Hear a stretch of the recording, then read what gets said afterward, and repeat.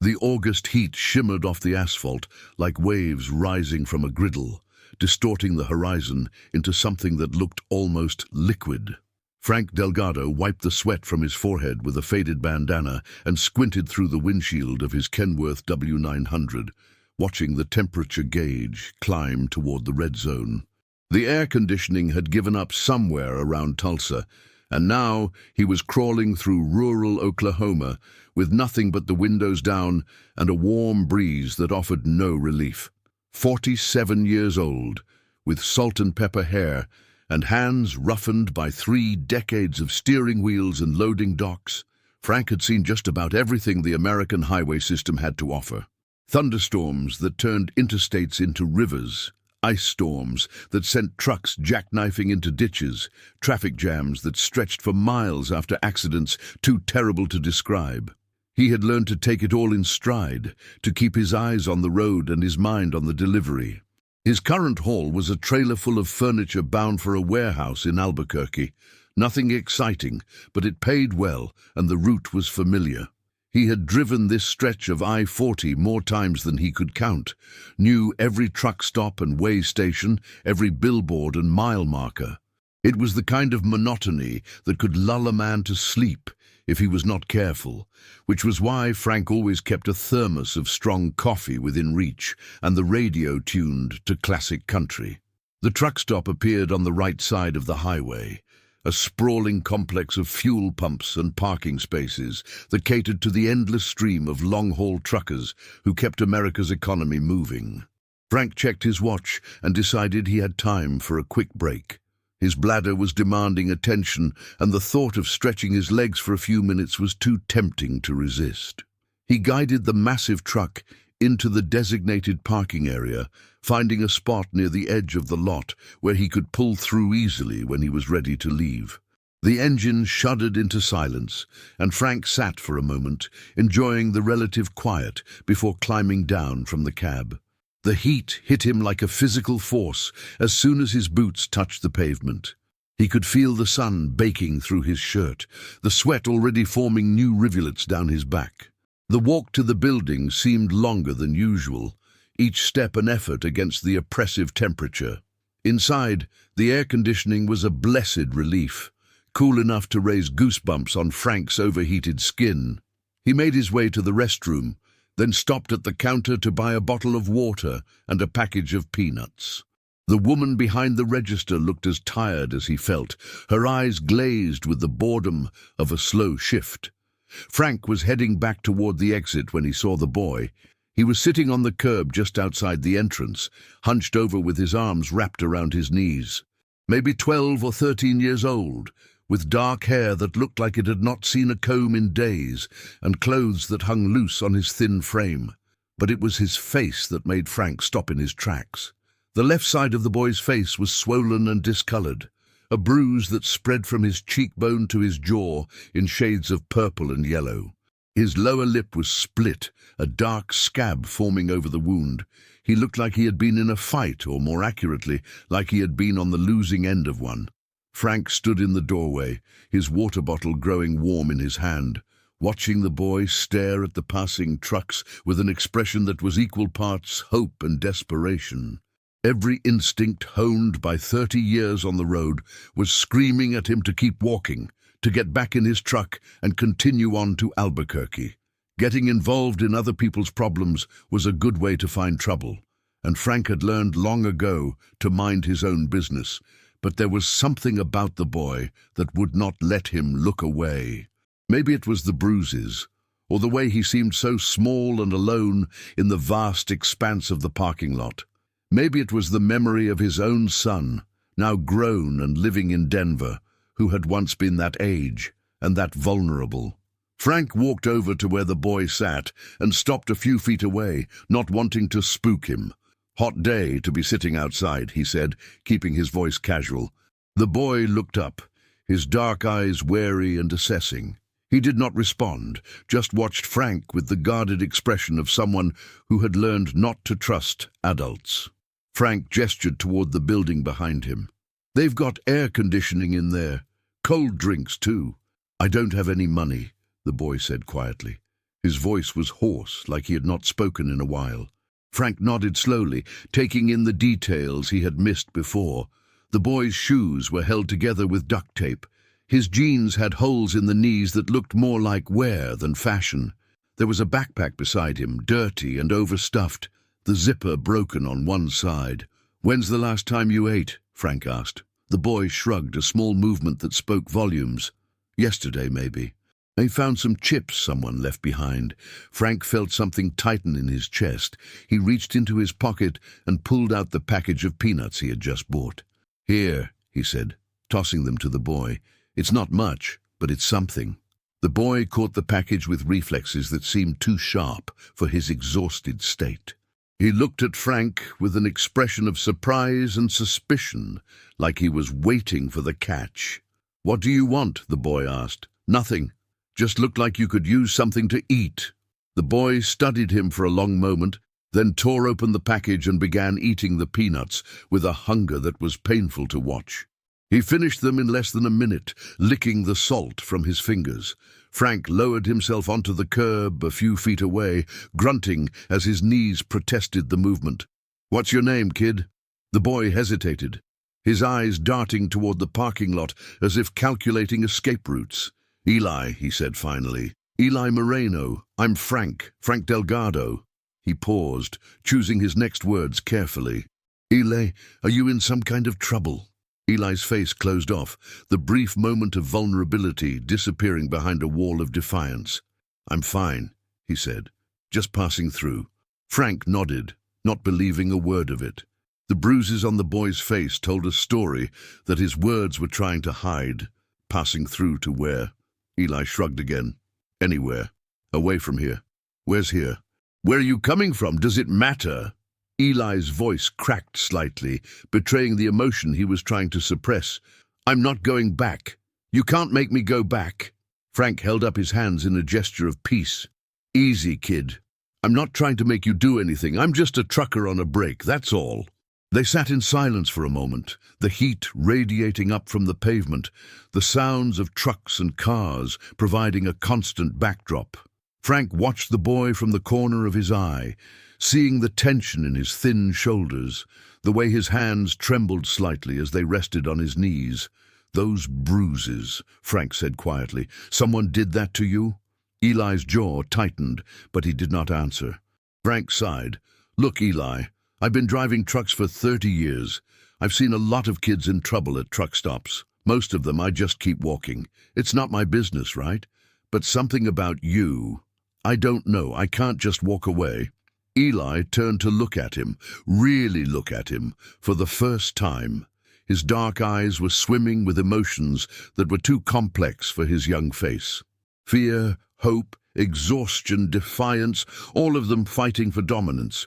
"My stepfather," Eli said, the words coming out in a rush like water breaking through a dam. "He drinks. When he drinks, he gets mean. My mum, she tries to stop him, but she's scared too. Last week he hit me so hard I couldn't see straight for an hour. Said I was useless, said I was eating his food and taking up space. So I left." Frank listened without interrupting, his hands clenched into fists at his sides. He had heard stories like this before too many times. The cruelty that some people inflicted on children never failed to make his blood boil. "How long have you been on the road?" he asked. Eli calculated in his head. 5 days, I think. Maybe 6. I've been walking mostly. Got a ride from a lady in a minivan on the first day, but she only took me about 50 miles. Since then, I've been on my own. 5 days. Frank thought about what that meant. 5 days of walking in the brutal summer heat, sleeping who knows where, eating whatever scraps he could find. It was a miracle the boy was still standing. "Have you talked to anyone? Police, social services, anyone like that?" Eli shook his head vehemently. "No, they'll send me back. They always send you back. I knew a kid in my school who tried to get help, and they sent him right back to his dad. He ended up in the hospital 2 months later. I'm not going back." Frank understood the fear, even if he did not agree with the logic. The system was supposed to protect kids like Eli, but it did not always work the way it was supposed to. Sometimes the cracks were wide enough for children to fall through. So, "What's your plan?" Frank asked.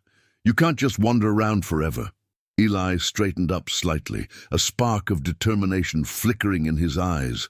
"I'm going to find work, save up some money, get myself set up somewhere far away where he can't find me." Frank could not help the sad smile that crossed his face. The boy's plan was naive, born of desperation rather than reality. A 12-year-old with no money, no connections, and no legal standing could not just walk into a job. But he admired the spirit behind it, the refusal to give up. "What kind of work are you looking for?" Frank asked. Eli hesitated, then seemed to come to a decision. He looked directly at Frank, his bruised face earnest and hopeful. "Can I work for you?" he asked. "I'm strong, stronger than I look. I can load things, clean things, whatever you need. I'll work hard, I promise. I just need a chance." The question hit Frank like a punch to the gut. The boy was asking for exactly what Frank was not in a position to give. He was a truck driver, not an employer. He had no authority to hire anyone, no way to legally take on a minor as a worker. The whole idea was impossible. But looking at Eli's hopeful face, at the bruises that marked the abuse he had suffered, at the determination that refused to die despite everything he had been through, Frank found himself unable to say no outright. "Eli," he said carefully, "it's not that simple. I'm just a driver. I don't have jobs to give out." "Then let me come with you," Eli said, the desperation creeping back into his voice. "Just for a while. I won't be any trouble, I swear. I'll stay in the truck, I'll be quiet, I won't eat much. Please, mister, I don't have anywhere else to go." Frank rubbed his face with his hand, feeling the weight of the decision pressing down on him. Taking a minor across state lines without parental permission was illegal. It could cost him his job, his license, maybe even his freedom. Every rational part of his brain was screaming at him to walk away, to let someone else handle this. But Eli was not just a problem to be handled. He was a child who was hurting, a child who had been failed by the people who were supposed to protect him. And Frank knew, with a certainty that came from somewhere deep in his gut, that if he walked away now, he would regret it for the rest of his life. "Let me think for a minute," Frank said. "Just stay here, okay? Don't go anywhere." He stood up and walked a few paces away, pulling out his cell phone. He needed to talk to someone, to get advice from someone who might know what to do in a situation like this. His first thought was to call the police, but Eli's fear of being sent back was not unfounded. The system did fail kids sometimes, and Frank was not willing to take that risk. He scrolled through his contacts until he found the number he was looking for. Maria Delgado, his ex-wife. They had been divorced for 15 years, but they had remained on good terms, especially after their son was born. Maria worked as a social worker in Amarillo, dealing with cases exactly like this one every day. If anyone would know what to do, it was her. She answered on the third ring. "Frank, it's been a while. Everything okay?" "Yeah, I'm fine. Listen, I need your advice on something. I'm at a truck stop in Oklahoma, and there's a kid here. He ran away from an abusive home. He's got bruises all over his face, and he's asking me to help him. I don't know what to do." There was a pause on the other end of the line. Maria's professional instincts were clearly kicking in. "How old is he?" 12, maybe 13. Says his stepfather has been hitting him. "He's been on the road for 5 or 6 days. "Jesus," Maria's voice was heavy with concern. "Okay, first things first. The kid needs to be somewhere safe. Have you called the local police? He's afraid they'll send him back. Says he knows a kid who got sent back to his abuser after asking for help. That does happen, unfortunately, but it's not supposed to, and there are ways to prevent it." "Does he have any other family? Grandparents, aunts, uncles, anyone who might take him in?" "I don't know. I just met him 10 minutes ago. Frank, you need to be careful here. I know you want to help, but taking a minor across state lines without authorization could land you in serious trouble. Let me make some calls, see if I can find a safe option for him in the area. How long will that take?" "A few hours, maybe. Can you stay with him until then?" Frank looked back at Eli, who was watching him with anxious eyes. "Yeah," he said, "I can do that. Good. Keep him calm, keep him fed, and call me back in 2 hours. I'll see what I can set up. Thanks, Maria. I owe you one. Just keep the kids safe, Frank. That's all the payment I need." He hung up and walked back to where Eli was sitting. The boy's expression was guarded, like he was preparing himself for bad news. "Okay," Frank said, sitting back down on the curb. "Here's the deal. I can't take you with me on my route. It's against the law, and it could get us both in trouble. But I know someone who might be able to help. She's a social worker, and she's making some calls right now to find a safe place for you." Eli's face fell. "A social worker? They're just going to send me back." "No," Frank said firmly. "This one's different. She's my ex-wife, and she's one of the good ones. She's not going to send you back to someone who's hurting you, I promise." Eli looked skeptical, but there was a flicker of hope in his eyes that he could not quite suppress. "You really think she can help? I think she's going to try her hardest. But it's going to take a few hours. In the meantime, what do you say we get you some real food? There's a diner attached to this place, and I could use some lunch myself." Eli hesitated, then nodded slowly. "Okay," he said, "but if they try to send me back, I'm running again. I don't care what they say." "Fair enough," Frank said, "but let's just take it one step at a time, okay?" They walked into the diner together, the air conditioning providing relief from the oppressive heat outside. Frank chose a booth near the back where they could talk without being overheard. The waitress, a middle-aged woman with tired eyes and a kind smile, brought them menus and glasses of water. "Order whatever you want," Frank told Eli. "My treat." Eli looked at the menu with the intensity of someone who had not seen one in days. He seemed overwhelmed by the choices, his eyes scanning the pages like he was trying to memorize every item. "You like burgers?" Frank asked. Eli nodded. "I haven't had a burger in forever." "Get the double cheeseburger," Frank suggested. "It's the best thing on the menu, and some fries, and maybe a milkshake." The boy's eyes widened. "That's a lot of food." Frank smiled. "You look like you could use a lot of food. Besides, I'm buying, so don't worry about it." When the waitress returned, Frank ordered for both of them 2 double cheeseburgers, 2 orders of fries, and 2 chocolate milkshakes.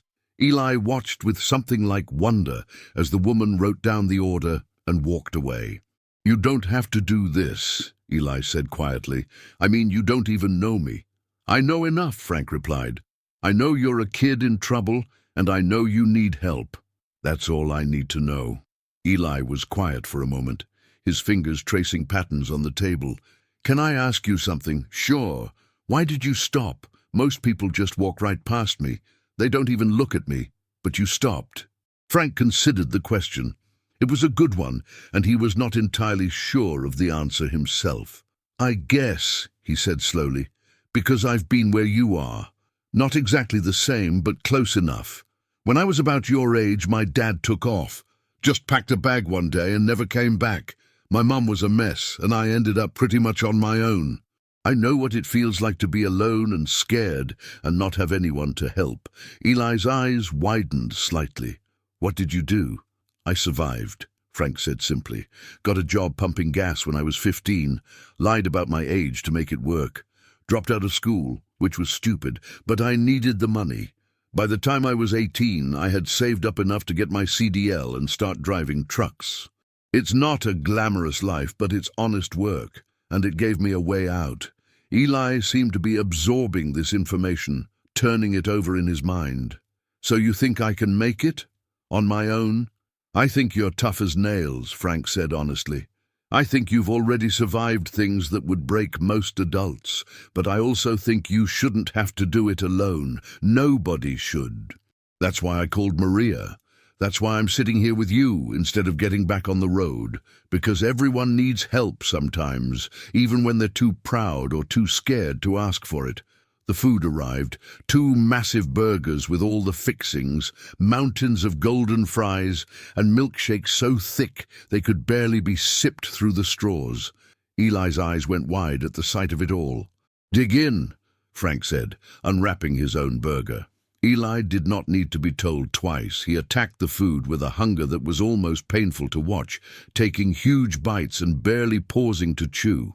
Frank ate more slowly, watching the boy with a mixture of sadness and something that felt almost like pride. Despite everything he had been through, Eli was still fighting, still surviving, still hoping for something better. They ate in silence for a while, the simple pleasure of good food providing a temporary respite from the weight of their conversation.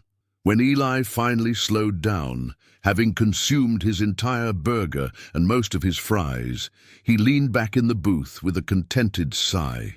"That was amazing," he said. "I don't remember the last time I ate that much." "Growing boy needs fuel," Frank said. "You feel better?" "Yeah, a lot better." Frank nodded, then pulled out his phone to check the time. "Maria should be calling back soon. While we wait, why don't you tell me a little more about your situation? The more I know, the better I can help." Eli's expression grew guarded again, the relaxation of the meal fading as the reality of his situation returned. "What do you want to know? Start with your mom. You said she's scared of your stepfather, too. Does she know you left?" Eli nodded slowly. "She knows. She saw me packing my bag. She begged me to stay, said we would figure something out, but I knew it was just talk. She's been saying that for 2 years, and nothing ever changes, so I left. Does she know where you are now?" "No, I didn't tell her where I was going. I figured if she didn't know, she couldn't tell him." "That makes sense," Frank said. "What about your real dad? Is he in the picture?" Eli's face darkened. "He left when I was 3. Haven't heard from him since. Mom says he's somewhere in California, but she doesn't know exactly where. Doesn't matter anyway. He's not going to help." "Any other family? Grandparents, aunts, uncles?" Eli thought for a moment. "My grandma," he said finally. "My mom's mom. She lives in Arizona, in some little town outside of Phoenix. I haven't seen her in a couple of years, but we used to be close, before my stepfather came along." Frank felt a spark of hope. "Would she take you in?" "I don't know. Maybe. She and my mom had a fight about my stepfather. Grandma said he was no good, said Mom should leave him. Mom got mad and stopped talking to her. But Grandma always sent me birthday cards, even when Mom didn't want her to. She'd write little notes saying she loved me and hoped I was okay. Do you have her address? Her phone number?" Eli shook his head. "Not anymore. I used to have her number memorized, but my stepfather made me delete it from my phone, said she was a bad influence." Frank filed this information away, planning to share it with Maria when she called. A grandmother in Arizona who cared about the boy, who had tried to intervene but had been cut off. That was exactly the kind of lead that might lead to a solution. His phone rang, the screen showing Maria's name. He held up a finger to Eli and answered. "What have you got?" he asked. "Okay," Maria said, her voice all business. "I've been making calls, and I think I have a plan. There's a children's advocacy center in Oklahoma City that specializes in cases like this. They have emergency housing, counselors, the whole works. They're expecting him. Oklahoma City. That's about 2 hours from here." "I know. Can you take him there?" Frank hesitated. "That's exactly what you told me not to do. Taking a minor across state lines.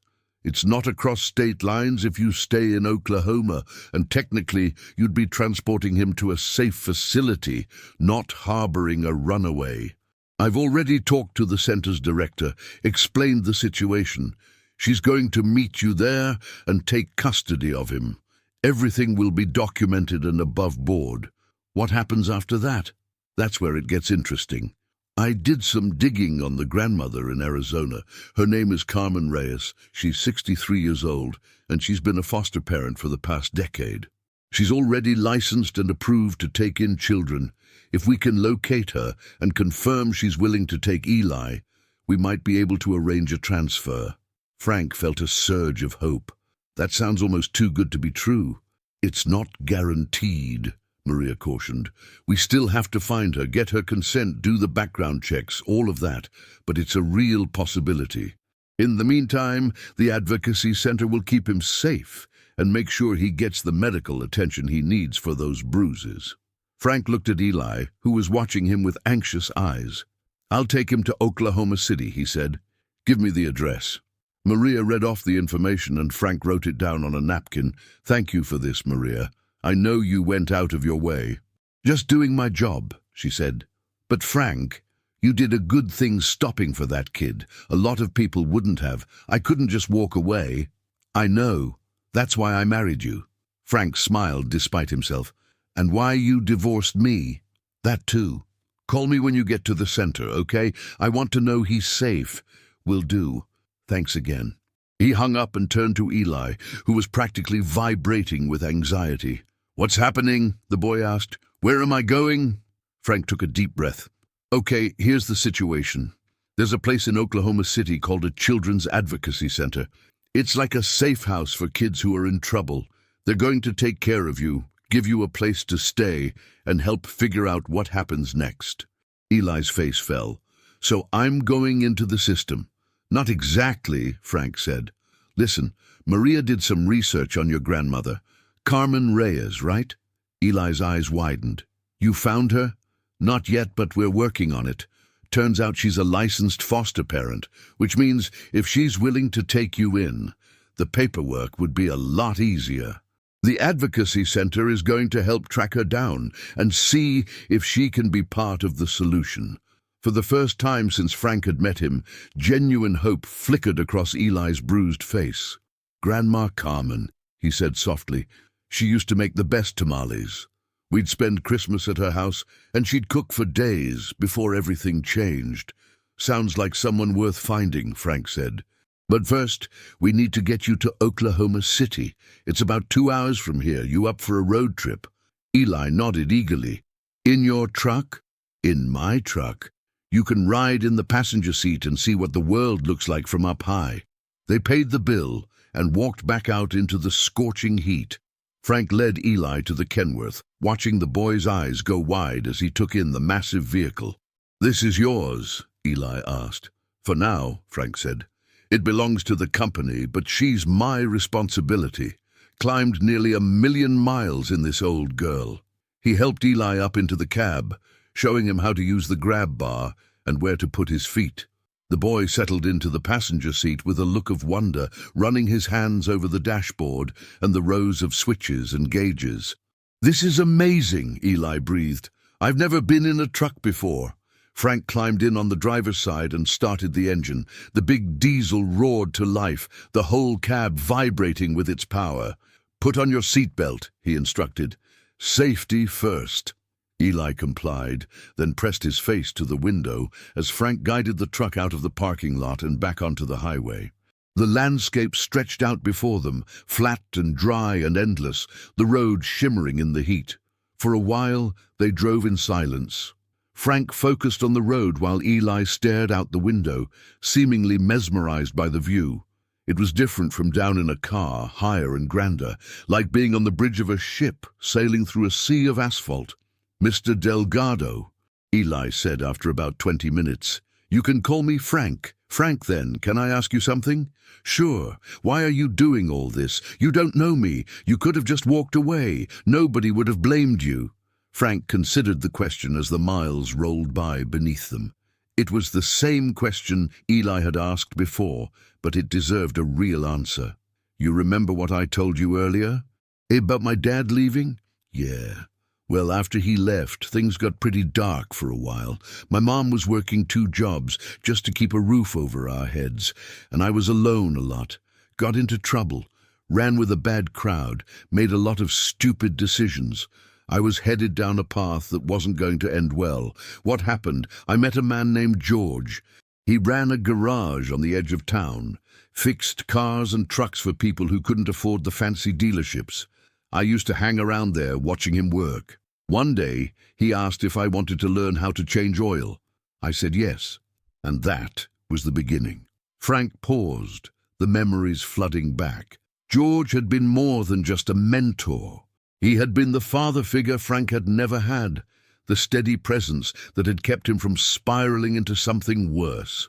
George taught me everything, Frank continued, not just about engines, but about life, about showing up when you say you will, about doing the job right the first time, about treating people with respect. He didn't have to do any of that. I was just some punk kid who hung around his garage, but he saw something in me, something worth saving, and he invested in me when nobody else would. Eli was listening intently, his bruised face thoughtful. "And that's why you stopped for me? Because someone did that for you?" Frank nodded. "George passed away about 10 years ago. Heart attack, came out of nowhere. I still think about him every day. And I promised myself after he was gone that I would try to do for someone else what he did for me, that I would keep my eyes open for kids who were struggling, who just needed someone to give them a chance." He glanced at Eli, who was staring at him with an expression that was hard to read. "I'm not saying I can be that person for you," Frank said. "I don't know where this is going to lead. But I can at least get you started on a better path, and maybe someday you'll do the same for someone else." Eli was quiet for a long moment. Then he said, almost too softly to hear, "Thank you." "You don't have to thank me," Frank said. "Just pay it forward when you can." They drove on, the miles disappearing beneath the truck's massive wheels. The landscape began to change, the flat prairie giving way to gentle hills and scattered trees. Signs announced their approach to Oklahoma City, and Frank felt a mixture of relief and apprehension. "What if they don't find my grandma?" Eli asked suddenly. "What happens to me then?" "Then the advocacy center will figure out another option," Frank said. "There are foster families, group homes, all kinds of resources. The important thing is that you'll be safe." "But I don't want to be in a group home," Eli said, his voice cracking slightly. "I want to be with someone who actually wants me." Frank felt his heart clench. "I know, buddy, I know, and we're going to do everything we can to make that happen." They were about 30 minutes outside Oklahoma City when it happened. The traffic had been light, just the usual mix of trucks and cars making their way along the interstate. But suddenly, Frank noticed a cluster of vehicles ahead, their brake lights flashing in an irregular pattern. He eased off the accelerator, his trucker's instincts kicking in. "Something's going on up there," he muttered. As they drew closer, the situation became clear. A car had broken down in the right lane, its hazard lights blinking weakly. But that was not the problem. The problem was the 3 vehicles that had stopped behind it, and the group of people milling around in the middle of the highway. "What the hell?" Frank said, applying the brakes more firmly. The truck slowed to a crawl, then stopped completely. More vehicles were stopping behind them, and Frank could see in his mirrors that the traffic was beginning to back up rapidly. "What's happening?" Eli asked, craning his neck to see. "I don't know," Frank said. "Stay here." He opened the door and climbed down from the cab, his boots hitting the hot pavement. The scene ahead was chaotic. The broken-down car had its hood up, steam rising from the engine. But the real commotion was a few yards away, where a small crowd had gathered. Frank approached cautiously, his instincts on high alert. As he got closer, he could hear shouting, and he could see that the crowd was forming a rough circle around something or someone on the ground. "Call an ambulance!" someone was yelling. "He's having a heart attack!" Frank pushed his way through the crowd and saw an elderly man lying on the pavement, his face ashen and his hands clutching at his chest. A woman, presumably his wife, was kneeling beside him, her face streaked with tears. "Please," she was sobbing, "somebody help him. Please." Frank dropped to his knees beside the man. "Has anyone called 911? "I did," a young woman said, her phone still pressed to her ear. "They're sending an ambulance, but they said it could be 20 minutes. There was an accident on the other side of the city. 20 minutes might be too long." Frank looked at the man's face, at the grey pallor of his skin, and the way his breathing was becoming more labored. He had taken a first aid course years ago, required by his trucking company, and he tried to remember what he had learned. "Sir, can you hear me?" Frank asked, leaning close. "What's your name?" The man's eyes flickered open. "Walter," he gasped. "Walter Thompson." "Okay, Walter, I'm Frank. Just try to relax, okay? Help is on the way." Frank looked up at the crowd. "Does anyone have aspirin?" "And I need someone to help me get him into a more comfortable position." A trucker from another rig pushed forward. "I've got aspirin in my cab. I'll get it." Another man helped Frank carefully shift Walter into a semi-reclined position, propping him up against a duffel bag someone had produced. The aspirin arrived, and Frank helped Walter chew and swallow it. remembering that this could help thin the blood and reduce the severity of a heart attack. "You're doing great, Walter," Frank said, keeping his voice calm and steady. "Just keep breathing, nice and slow." The minutes stretched on, each one feeling like an hour. Traffic was now completely stopped in both directions. Cars and trucks lined up as far as the eye could see. Some drivers had gotten out to see what was happening, while others sat in their vehicles, impatient but unable to move. Frank stayed with Walter, monitoring his breathing and keeping him calm. The man's wife, whose name was Dorothy, held his hand and whispered reassurances through her tears. And then, just when Frank was beginning to fear the worst, he heard the distant wail of a siren. "Hear that, Walter?" he said. "That's your ride. You're going to be okay." The ambulance appeared, weaving through the stopped traffic with its lights flashing. Paramedics jumped out and took over, quickly assessing Walter's condition and loading him onto a stretcher. "You did good," one of the paramedics told Frank as they worked. "Keeping him calm, getting him aspirin, that probably made a real difference. Is he going to be okay? We'll do everything we can, but you bought him valuable time." The ambulance departed, sirens blaring, and the crowd began to disperse. Traffic slowly started moving again, the breakdown vehicle being pushed to the shoulder by a group of helpful drivers. Frank walked back to his truck, his mind still processing everything that had just happened.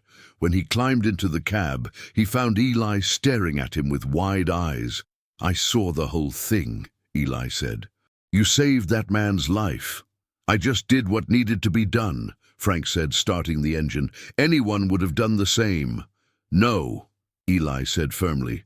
"They wouldn't. Most people just stood there watching. You're the one who took charge." Frank did not know what to say to that. He pulled the truck back onto the highway and continued toward Oklahoma City, the adrenaline slowly draining from his system. They drove in silence for a while, both of them lost in thought. Finally, Eli spoke again. "Is that what you meant? About paying it forward?" Frank glanced at him. "What do you mean? You helped that man because you could, just like you're helping me. You didn't have to do either of those things, but you did them anyway." Frank nodded slowly. "I guess that's part of it, yeah." Eli was quiet for another moment. Then he said, "I want to be like that, like you and like George. I want to be someone who helps."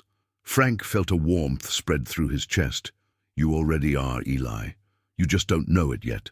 They reached Oklahoma City just as the sun was beginning to set, painting the sky in shades of orange and pink.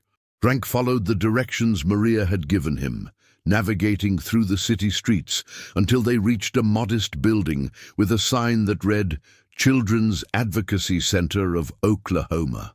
A woman was waiting outside, a friendly-looking person in her 50s, with gray-streaked hair and a warm smile.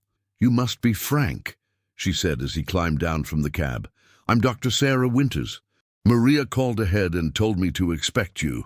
Frank shook her hand. "This is Eli," he said, as the boy climbed down to join them. Dr. Winters turned to Eli, her expression kind and non-threatening. "Hi, Eli. I know you've been through a lot. We're going to take good care of you here, okay? No pressure, no judgments, just a safe place to rest and figure out what comes next." Eli looked at Frank, uncertainty in his eyes. "It's okay," Frank said. "These are good people, and I'm not going to just disappear. I'll check in on you, make sure everything's going the way it should." "Promise?" Eli asked. "Promise," Frank said. Dr. Winters led them inside, where a comfortable reception area awaited. She explained the process to Eli, how he would be given a medical examination, a good meal, and a private room for the night.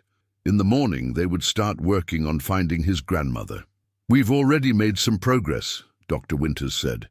"Carmen Reyes is alive and well, living in Surprise, Arizona. We've left a message with her explaining the situation. We're hoping to hear back tonight or tomorrow morning." Eli's face lit up. "You found her." "We found her," Dr. Winters confirmed, "and based on what we know, she's very eager to hear from you." Frank felt a weight lift from his shoulders. The pieces were falling into place. Eli would have a chance at a real future with family who cared about him. "I need to get back on the road," Frank said, checking his watch. "I've got a delivery in Albuquerque that's already behind schedule." Dr. Winters nodded. "We'll take it from here. And Frank, thank you. What you did today, stopping for this boy, bringing him here. You may have changed the entire trajectory of his life." Frank looked at Eli, who was watching him with an expression that was hard to read. "Take care of yourself, kid," he said. "And remember what we talked about paying it forward," Eli asked. "That's the one." Eli surprised him by stepping forward and wrapping his thin arms around Frank in a fierce hug. "Thank you," he whispered, "for everything." Frank hugged him back, feeling a lump form in his throat. "You're going to be okay, Eli. I can feel it." He released the boy and stepped back, nodding to Dr. Winters. "Call me if you need anything," he said. "Maria has my number." "We will." Frank walked back to his truck, climbed into the cab, and sat for a moment, collecting himself. Through the window he could see Eli being led into the building, looking back over his shoulder one last time. Frank raised his hand in a wave, and Eli waved back before disappearing through the door. The engine roared to life, and Frank pulled the truck out of the parking lot, heading west toward Albuquerque. The sun had fully set now, and the highway stretched before him like a ribbon of darkness, lit only by the truck's headlights. He drove through the night, his mind replaying the events of the day. The boy with the bruised face, the desperate question, the old man on the highway, the promise of a grandmother in Arizona. It had been one of the most intense days of his 30-year career, and he knew it would stay with him for the rest of his life. His phone buzzed with a text message. He pulled over to read it safely and found it was from Maria. "Just got off the phone with Carmen Reyes. She's thrilled to take Eli. Paperwork is already being started. You did a good thing today, Frank." He typed back a quick reply. "Thanks for your help. Couldn't have done it without you." Her response came almost immediately. "Yes, you could have. You just needed someone to point you in the right direction. Take care of yourself out there." Frank pulled back onto the highway, feeling lighter than he had in years. The road stretched ahead of him, endless and familiar, but somehow different now. He had spent 3 decades driving these highways, hauling freight from one city to another, always focused on the destination. But today he had learned that sometimes the most important things happened during the journey itself. He thought about George, about the kindness that had changed his life. He thought about Eli, about the courage it had taken for that boy to keep going despite everything. And he thought about all the people he had passed on the road over the years, the ones he had never stopped for, the ones whose stories he would never know. Maybe it was time to start paying more attention. The stars emerged overhead, twinkling in the clear desert sky. Frank drove on, the hum of the engine a familiar lullaby, the road ahead full of possibilities. 3 weeks later, Frank found himself back in Oklahoma City, pulling his Kenworth into the parking lot of the Children's Advocacy Center. He had called ahead, arranged a visit, made sure it was okay with all the necessary people. Now he sat in the cab, suddenly nervous, wondering what he would find. The front door opened and Eli emerged. The transformation was remarkable. The bruises on his face had faded to pale yellow shadows. His hair was neatly cut, and he was wearing new clothes that actually fit. But the biggest change was in his eyes. The wariness, the fear, the hunted look. All of it was gone, replaced by something that looked almost like peace. "Frank," Eli shouted, running toward the truck. Frank climbed down and caught the boy in a bear hug, lifting him off his feet. "Look at you," Frank said, setting him down and stepping back to take a proper look. "You look like a whole new person." "I feel like a whole new person," Eli said, grinning. "My grandma's coming tomorrow. She's flying in from Arizona. I'm going to live with her, I heard." Frank could not stop smiling. "Maria kept me updated. I'm so happy for you, kid." They walked to a bench near the building and sat down, the warm Oklahoma breeze ruffling their hair. "I've been thinking a lot about what you said," Eli told him. "About paying it forward, yeah?" "Yeah. I decided that when I grow up, I want to work with kids like me, kids who are in trouble, who need someone to help them. Maybe I'll be a social worker like Maria, or maybe something else.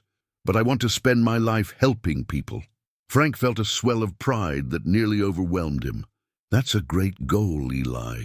You'll be amazing at it." "I learned from the best," Eli said, looking at him with an expression of genuine affection. "You changed my life, Frank. I'll never forget that." "You changed mine too," Frank replied, "more than you know."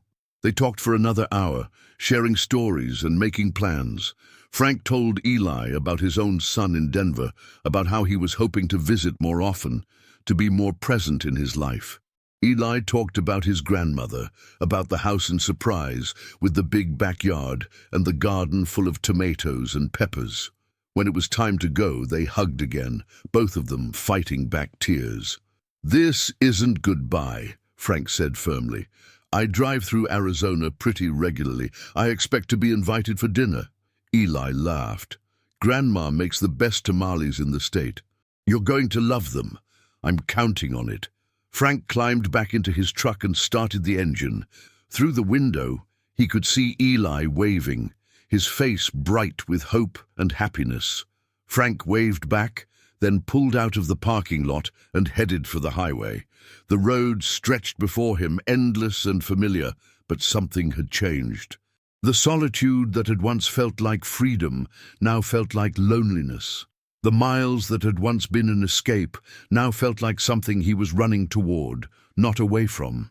He thought about calling Emily, his own daughter, about mending fences, building bridges, being the father he should have been all along. It was not too late. It was never too late. His phone rang and he answered it through the truck's Bluetooth system. "Dad? Emily." He had been meaning to call her, had been putting it off for weeks. "Hi, sweetheart. How are you?" "I'm okay. I was just thinking about you. It's been a while since we talked." "Too long," Frank admitted. "Way too long. Listen, I was thinking about coming out to Denver next month. Maybe we could have dinner, catch up properly." There was a pause on the other end of the line. "Really? You usually say you're too busy." "I'm making changes," Frank said, "trying to be better about what matters." Another pause, longer this time. "I'd like that, Dad. I'd really like that." They talked for another few minutes, making tentative plans, taking the first steps toward reconnection. When Frank hung up, he felt lighter than he had in years. The highway unwound before him, a ribbon of asphalt leading into the future. He did not know what that future would hold, but for the first time in a long time, he was looking forward to finding out. Somewhere in Oklahoma, a boy with healing bruises was waiting for his grandmother. In Denver, a daughter was hoping for a father who would finally show up. And in the cab of a Kenworth W900, a truck driver was learning that it was never too late to change, never too late to care, never too late to say yes when someone asked for help. The sun rose over the horizon, painting the desert in shades of gold and orange. Frank Delgado drove on, heading west toward Albuquerque, toward his delivery, toward the next chapter of his story. But he kept his eyes open now, watching for the ones who were struggling, the ones who needed someone to stop. Because you never knew when a moment of kindness could change everything. A boy with a bruised face had stopped a trucker and asked, "Can I work for you?" And in that moment, 2 lives had been changed forever. 1 year later, Frank pulled his truck into the driveway of a modest house in Surprise, Arizona. The garden was just as Eli had described, full of tomatoes and peppers and sunflowers that stretched toward the sky. The front door opened before he had even turned off the engine. Eli came running out, taller now, his face clear and healthy, his eyes bright with joy. "Frank, you came!"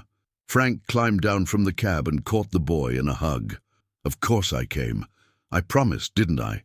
Carmen Reyes appeared in the doorway, a small woman with silver hair and a smile that lit up her whole face. "Mr. Delgado," she called out, "I've heard so much about you. Please come inside." "Dinner is almost ready." They ate tamales and rice and beans, sitting around a table that was crowded with food and laughter. Carmen told stories about Eli's mother as a child, about the family's history, about the hope she had for Eli's future. Eli talked about school, about the friends he was making, about the counselor who was helping him work through his past. And Frank talked about his own changes, about the calls to Emily that had become weekly, about the visit to Denver that had turned into a regular occurrence, about the relationship he was slowly rebuilding with his daughter. "You inspired me," Frank told Eli. "Watching you have the courage to ask for help, to trust again, to believe that things could get better. It made me realize I needed to do the same thing in my own life." Eli smiled, that same sunshine smile that had first appeared in the truck stop a year ago. "I told you," he said, paying it forward. After dinner, they sat on the porch and watched the sunset, the Arizona sky turning colors that seemed impossible in their beauty. Carmen went inside to make coffee, leaving Frank and Eli alone. "Can I ask you something?" Eli said. "Sure. Do you ever regret it?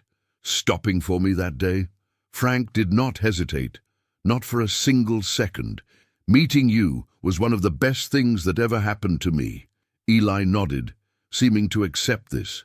"I've been thinking a lot about the future," he said, "about what I want to do with my life, and what have you decided?" "I want to be a social worker," Eli said firmly, "like Maria. I want to help kids who are in the situation I was in. I want to be the person who stops, who listens, who gives them a chance." Frank felt his heart swell with pride. "That's a noble goal, Eli. You're going to be amazing at it." "I had a good teacher," Eli said, looking at him with an expression of deep affection. "Actually, I had several. You, Maria, Grandma, Dr. Winters, all of you showed me what it means to care about other people. We just saw what was already there," Frank said. "The strength, the courage, the compassion. You had all of that already. We just helped you find it." They sat in comfortable silence as the stars came out one by one, twinkling in the vast Arizona sky. The night was warm and peaceful, filled with the sounds of crickets and the distant hum of traffic. "I should probably get going," Frank said eventually. "Got a long drive tomorrow." "Will you come back?" Frank smiled. "As often as I can. And you have my number. Call me any time, day or night. I mean that." They hugged goodbye, and Frank climbed back into his truck. Through the window, he could see Eli and Carmen standing in the driveway, waving. He waved back, then started the engine and pulled away. The highway called to him, as it always had, the endless ribbon of asphalt stretching toward the horizon, full of destinations and deliveries and all the rhythm of his life. But it was different now. The road was not an escape anymore. It was a connection, linking him to all the people he cared about, all the places he had been, all the lives he had touched and been touched by. He thought about the question Eli had asked him that day in the truck stop, the words that had started everything. "Can I work for you?" At the time, Frank had not been able to give the boy a job, but he had given him something better: attention, care, hope, the simple gift of stopping when everyone else walked by. And in return, Eli had given him something too, a reminder of what mattered, a reason to change, a connection to his own humanity that he had almost lost somewhere along the way. The miles disappeared beneath his wheels, the night wrapping around him like a familiar blanket. Frank Delgado drove on, toward tomorrow, toward whatever came next, and he kept his eyes open, always watching, always ready to stop, because you never knew when a simple question could change everything. "Can I work for you? Can you help me? Can you protect me?" The questions were all the same, really. They were all asking for the same thing: someone to see them, someone to care, someone to say yes. And Frank Delgado had learned, after 50 years on this earth, that saying yes was the most powerful thing a person could do. So he drove on, into the night, ready for whatever came next. Ready to say yes. The end of one story was always the beginning of another, and this one was just getting started. 2 years had passed since that fateful day at the truck stop, and Frank Delgado's life had changed in ways he never could have imagined. He still drove his routes, still hauled freight across the country, but something fundamental had shifted inside him. The loneliness that had once defined his existence had been replaced by connection, by purpose, by the knowledge that he was part of something larger than himself. His relationship with Emily had blossomed into something real and meaningful. They talked every week now, sometimes more often. He had been there for Thanksgiving and Christmas, had met his son-in-law properly, had finally become the father he should have been all along. The distance between them was shrinking with every conversation, every visit, every moment of genuine presence. And Eli had become like a second son to him, a constant presence in his life despite the miles that often separated them. They texted almost daily. Funny memes and serious conversations and everything in between. Frank had been there for Eli's first day of high school, had sat in the audience at his school play, had cheered from the stands at his soccer games whenever his route brought him close enough. Carmen had welcomed Frank into their family without hesitation, treating him like the brother she never had. Her tamales had become a regular fixture in his life, and her wisdom had helped guide him through the challenges of rebuilding relationships that had been neglected for too long. But the biggest change was in how Frank saw the world.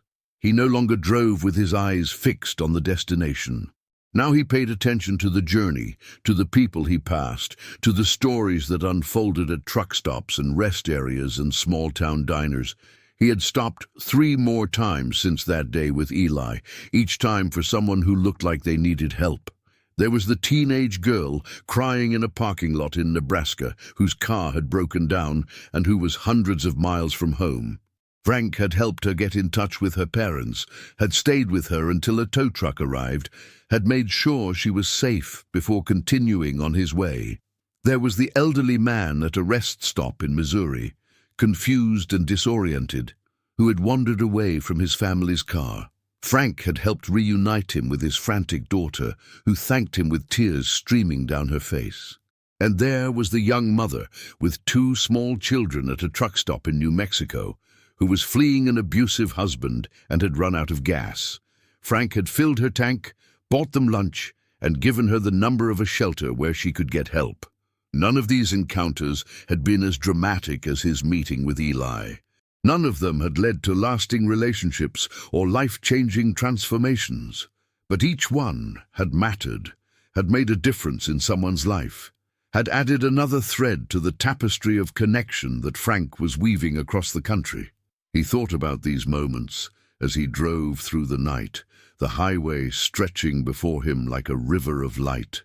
The CB radio crackled with chatter from other truckers, the familiar voices of his road family keeping him company through the long hours. "Hey, Delgado," a voice came through. "You awake out there?" Frank smiled and keyed the mic. "Always awake, Rodriguez." "What's going on? Just heard something on the news.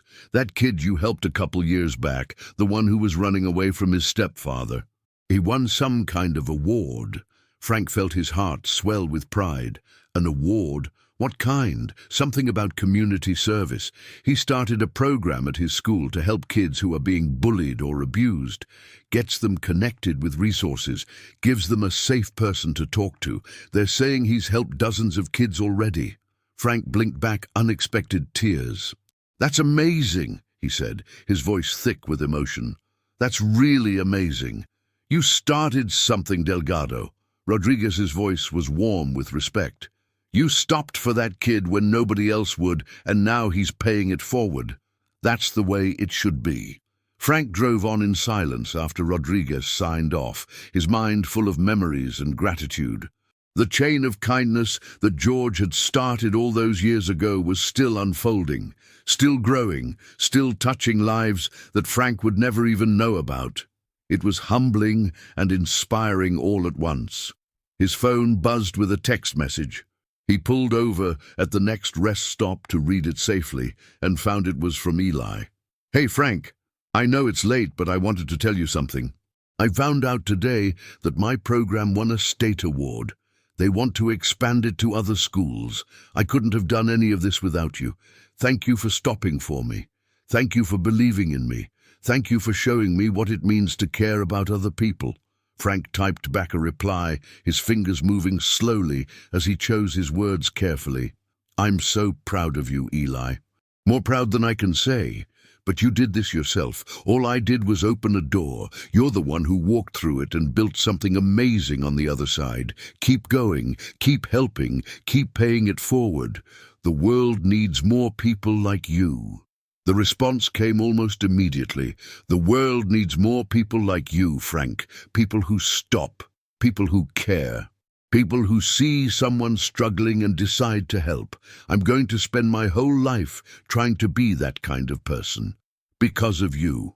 Frank sat in his truck, staring at the screen, feeling the weight of those words settle into his heart.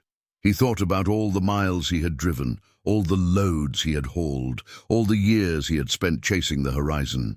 For most of his life, he had measured his worth by the destinations he reached, the deliveries he completed, the paychecks he deposited. But now he understood that the real measure of a life was not in the destinations. It was in the moments along the way. The times you stopped when you could have kept going, the times you reached out when you could have looked away, the times you said yes to someone who needed you, even when it would have been easier to say no. He started the engine and pulled back onto the highway, the night wrapping around him like a familiar friend. The road stretched ahead, endless and full of possibility.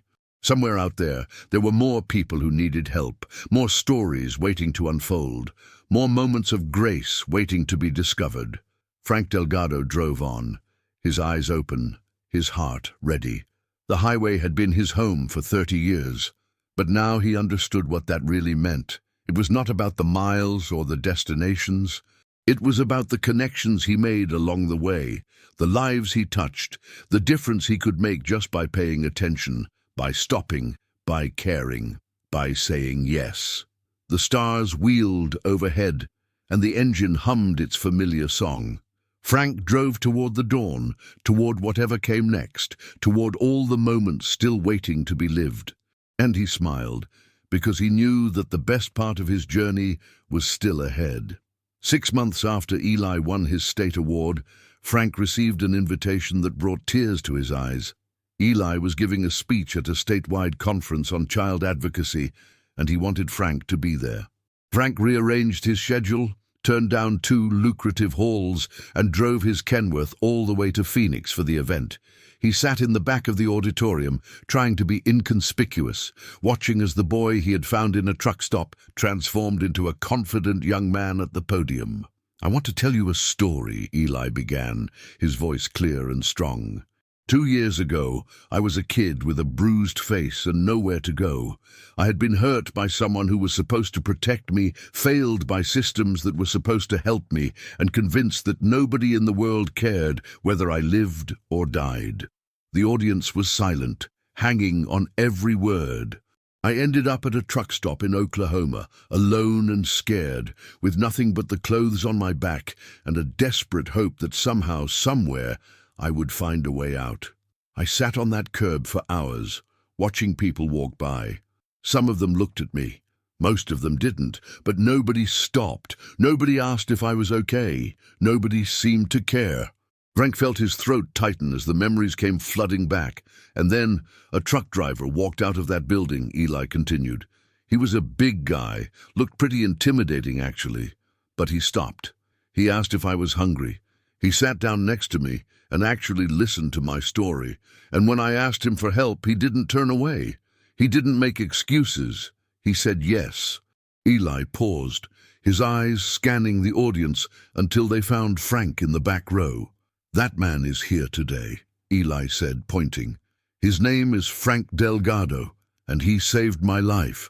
Every head in the auditorium turned to look at Frank, who felt his face flush with embarrassment and pride. He raised a hand in acknowledgement, too moved to speak. Eli continued his speech, talking about the program he had started, the kids he had helped, the lessons he had learned. But he kept coming back to the same theme: the power of stopping, of caring, of saying yes when someone needed you. "We all have the power to change someone's life," Eli concluded. "It doesn't take money or influence or special skills. It just takes attention. It takes compassion. It takes the willingness to stop when everyone else keeps walking, to ask if someone is okay, to offer help when it's needed. That's what Frank did for me. That's what I'm trying to do for others. And that's what I'm asking all of you to do too." The applause was thunderous. People rose to their feet, giving Eli a standing ovation that seemed to go on forever. Frank stood with them, clapping until his hands were sore, his heart so full it felt like it might burst. After the speech, there was a reception. People crowded around Eli, shaking his hand, congratulating him, asking questions about his program. But eventually, the crowd thinned, and Frank found himself face to face with the young man who had changed his life. "That was some speech," Frank said. Eli grinned. "I learned from the best." They embraced, and Frank felt the strength in the boy's arms, so different from the fragile child he had found at the truck stop. "I meant what I said up there," Eli told him. "You saved my life. I wouldn't be here without you." Frank shook his head. "I just opened a door. You're the one who walked through it and built something amazing. That's what you always say." Eli laughed. "But I know the truth. You didn't just open a door, Frank. You showed me that there were good people in the world. People who would stop, who would care, who would help. That changed everything for me. It gave me hope when I had none." They talked late into the night, catching up on everything that had happened since their last visit. Carmen joined them eventually, along with Maria, who had flown in from Texas for the event. It felt like a family reunion, a gathering of people bound not by blood, but by something equally strong, the shared experience of showing up for each other when it mattered most. As the night wound down, Frank looked around at the faces of the people he loved. His daughter Emily had texted him earlier, proud of Eli and proud of her father. Carmen was laughing at something Maria had said. Eli was smiling, relaxed and happy, in a way that would have been unimaginable 2 years ago. This was what life was supposed to be about, Frank realized. Not the miles or the destinations, but the people, the connections, the moments of grace that transformed ordinary days into something meaningful. He thought about all the years he had spent running from those connections, convinced that solitude was the same as freedom. How wrong he had been, how much he had missed. But it was never too late to change. It was never too late to reach out. It was never too late to say yes. The conference ended, and Frank said his goodbyes. There were hugs all around, promises to stay in touch, plans for future visits. As he walked back to his truck, Eli caught up with him. "Frank, wait." He turned to find the young man looking at him with an expression of deep affection. "I just wanted to say thank you one more time," Eli said. "Not just for stopping that day, but for everything after. For staying in my life, for showing up, for being there. I know you didn't have to do any of that, but you did, and it means everything to me." Frank put a hand on Eli's shoulder. "You're family now," he said simply. "And you don't have to thank family for showing up. That's just what we do." Eli nodded, his eyes glistening. "I love you, Frank. I know that might sound weird, but it's true. You're like the father I never had." Frank felt his own eyes filling with tears. "I love you too, kid, and that doesn't sound weird at all." They hugged one last time, and then Frank climbed into his truck. He started the engine, watching through the window as Eli walked back to the conference center, back to his grandmother, back to the life he was building. The highway stretched before him, dark and familiar. Frank pulled out of the parking lot and headed for the interstate, his heart full of gratitude and his mind full of memories. The road had been his home for 30 years, but now he understood that home was not a place. Home was the people who cared about you, the connections that sustained you, the love that followed you wherever you went. And Frank Delgado had never felt more at home in his life. He drove on into the night, toward the next destination, the next delivery, the next moment of grace waiting to be discovered. The journey continued, and it was beautiful. 3 years after that conference in Phoenix, Frank Delgado made a decision that surprised everyone who knew him, including himself. After 33 years behind the wheel, he was retiring from long-haul trucking. The decision had not come easily. The road had been his life for so long that he could not imagine existence without the hum of the engine, the endless ribbon of asphalt, the freedom of the open highway. but his body was telling him things he could no longer ignore. His back ached constantly now, his knees protested every time he climbed in and out of the cab, and his eyes were not as sharp as they used to be, especially at night. More importantly, he had realized that there were things he wanted to do that he could not do from behind the wheel of a truck. He wanted to be present for the people he loved, not just passing through their lives on his way to the next delivery. He wanted to watch Eli graduate from high school, wanted to be there when Emily had her first child, wanted to spend more time with Carmen and Maria and all the people who had become his family over the past few years. So he sold his roots, said goodbye to his trucking company, and bought a small house in Surprise, Arizona, just a few blocks from Carmen and Eli. The house had a spare bedroom that he converted into an office, a small backyard where he planted tomatoes and peppers just like Carmen's, and a front porch where he could sit in the evenings and watch the sun set over the desert. The transition was harder than he had expected. For the first few weeks, he felt lost and purposeless, rattling around in his small house with no idea what to do with himself. He missed the road, missed the rhythm of the halls, missed the sense of accomplishment that came with completing a delivery. He started to wonder if he had made a terrible mistake. But then Eli came to visit, and everything changed. "I have an idea," Eli said, sitting across from Frank at the kitchen table. "You know that program I started at school? The one that helps kids who are being bullied or abused?" Frank nodded. "The program that won you all those awards? Well, it's gotten too big for me to run by myself. I'm going to college next year, and I can't be there every day to keep it going. I need someone to take over, someone who understands what these kids are going through, someone who knows how to help." Frank felt a spark of interest. "What are you thinking?" "I'm thinking you," Eli said simply. "You're the one who taught me how to do this. You're the one who showed me what it means to stop for someone who needs help. Who better to take over the program than the person who started the whole chain in the first place?" Frank was stunned. "Me? I'm not a social worker. I'm not a counselor. I'm just a retired truck driver." Eli smiled. "You're a lot more than that, Frank. You're someone who knows how to listen, someone who knows how to care, someone who can look at a scared kid and see the person they could become instead of the mess they're in right now. That's exactly what these kids need." Frank thought about it for a long moment. The idea was terrifying and exciting all at once. He had no formal training, no credentials, no experience working with at-risk youth except for his encounter with Eli. But he also knew that sometimes the most important qualifications were not the ones you could put on a resume. "What would I have to do?" he asked. Eli outlined the program for him. It was a peer support network, connecting kids who were struggling with trained mentors who could help them navigate their situations.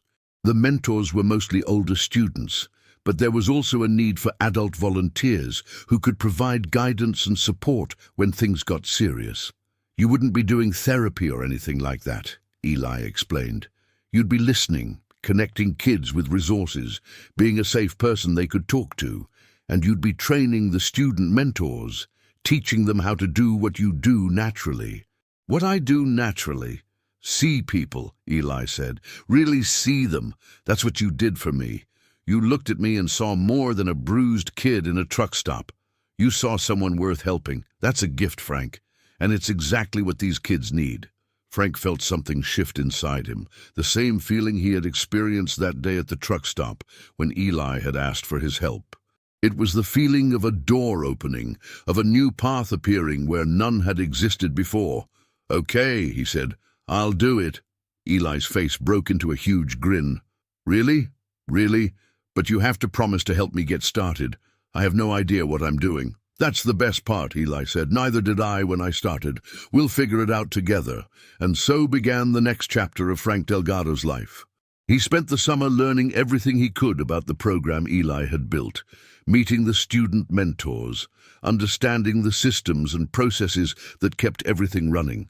He took training courses in crisis intervention and trauma-informed care, sat in on sessions with the school counselor, read books about adolescent psychology and family dynamics. It was the hardest thing he had ever done, harder even than his first year as a truck driver when he had been young and inexperienced and terrified of making a mistake. But it was also the most rewarding. Every time he sat with a struggling student and helped them see a way forward, every time he watched a young mentor successfully guide a peer through a crisis, he felt a sense of purpose that he had never experienced before. The program grew under his leadership, expanding to 3 more schools in the district and eventually catching the attention of state education officials. Frank found himself giving presentations at conferences, training teachers and administrators, consulting with other districts that wanted to implement similar programs. The retired truck driver had become an unlikely expert on youth advocacy, and he threw himself into the work with the same dedication he had once brought to hauling freight. But he never forgot where it all came from. Every time he met with a new student, every time he trained a new mentor, he told the story of the boy with the bruised face who had stopped him at a truck stop and asked for help. He talked about the power of paying it forward, about the chain of kindness that stretched back to George and forward to every person the program touched. "You never know when you might be the person who changes someone's life," he would say. "All it takes is paying attention. All it takes is stopping when everyone else walks by. All it takes is saying yes." Eli went off to college, majoring in social work just as he had always planned. He called Frank every week, sharing stories about his classes and his roommates and the new challenges he was facing. They had become more than mentor and mentee, more even than family. They were partners in a mission that had grown far beyond anything either of them could have imagined.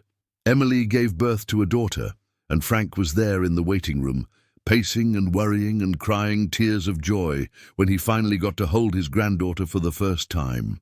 He visited Denver as often as he could, making up for all the years he had missed, determined to be the grandfather he had failed to be as a father. Carmen celebrated her 70th birthday with a party that filled her backyard with friends and family. Frank gave a toast, thanking her for welcoming him into her home and her heart, for treating him like the brother she never had, for being the rock that held their unconventional family together. And through it all, the program continued to grow. Kids who had been helped became mentors themselves, paying forward the kindness they had received. Parents reached out to thank Frank for saving their children's lives. Teachers reported that bullying and abuse were being caught earlier before they could escalate into tragedy. One evening, as Frank sat on his porch watching the sunset, his phone buzzed with a text message. It was from a number he did not recognize. "Mr. Delgado," the message read. "You don't know me, but my name is Sarah. I was in your program 3 years ago. I was in a really bad place, and one of your mentors helped me get through it. I just wanted to let you know that I graduated from college last week. I'm going to be a teacher, and I'm going to make sure every kid in my classroom knows that there are people who care about them. Thank you for starting something that saved my life." Frank stared at the message, his eyes blurring with tears. He thought about all the miles he had driven, all the loads he had hauled, all the years he had spent chasing destinations that never quite satisfied him.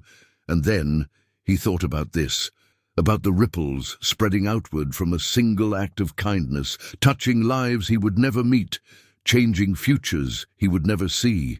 This was what it was all about. This was what George had taught him all those years ago, what Eli had reminded him in the truck stop, what he had finally come to understand in his retirement. The meaning of life was not in the destinations you reached, but in the people you helped along the way. He typed a reply to Sarah, his fingers moving slowly but steadily. "Thank you for letting me know. Your message means more to me than you can imagine. Keep paying it forward. Keep helping others. That's how we change the world, one person at a time." He hit send and set down his phone, looking out at the desert as the last light faded from the sky. The stars were coming out, the same stars he had watched through countless windshields on countless nights, the same stars that had witnessed his journey from a lost young man to a truck driver, to a grandfather, to whatever he was now. An advocate, maybe, a mentor, a link in a chain of kindness that stretched back generations and forward into a future he would never see. It was more than he had ever dreamed of being. It was more than he had ever thought possible. Frank Delgado smiled and settled back in his chair, at peace with himself and the world. The road had brought him here, to this porch, to this life, to this moment of perfect contentment. And even though he no longer drove the highways, he understood now that the journey never really ended. It just changed form, flowing from miles to moments, from destinations to connections, from the solitude of the cab to the warmth of community. He was home, and he had never been happier. The phone buzzed again, this time with a call. It was Eli. "Hey, Frank," the familiar voice said. "How's it going?" "Never better," Frank replied, and meant it with his whole heart. Never better. They talked for an hour, sharing stories and making plans, the bond between them as strong as ever, despite the miles that separated them. When Frank finally hung up, he sat in the darkness for a long time, listening to the crickets and thinking about everything that had brought him to this place. A boy with a bruised face had stopped him at a truck stop and asked for help. And in that moment, everything had changed, for both of them, forever. The end of one story was always the beginning of another, and Frank Delgado knew with absolute certainty that the best was yet to come.